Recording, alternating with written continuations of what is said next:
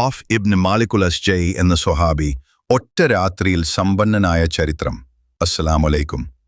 പ്രവാചകൻ മുഹമ്മദ് നബി തങ്ങൾ മഹാനായ സ്വഹാബിയായിരുന്നു ഓഫ് ഇബ്ൻ മാലിക്കുൽ അസ്ജഈ.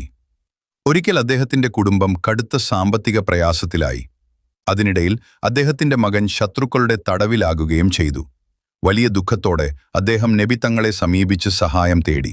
അപ്പോൾ നബി തങ്ങൾ അദ്ദേഹത്തോടും കുടുംബത്തോടും ക്ഷമയോടെ അല്ലാഹുവിൽ ആശ്രയിക്കാനും ലാ ഹൗല വലാ ഖുവത ഇല്ലാ ബില്ലാഹ് ധാരാളമായി ചൊല്ലാനും ഉപദേശിച്ചു. അദ്ദേഹം നബി തങ്ങളുടെ ഉപദേശം പൂർണ്ണ വിശ്വാസത്തോടെ അനുസരിച്ചു. കുറച്ചു ദിവസങ്ങൾക്ക് ശേഷം അല്ലാഹുവിന്റെ അനുഗ്രഹത്താൽ അദ്ദേഹത്തിന്റെ മകൻ ശത്രുക്കളുടെ തടവിൽ നിന്ന് രക്ഷപ്പെട്ട് വീട്ടിലെത്തി.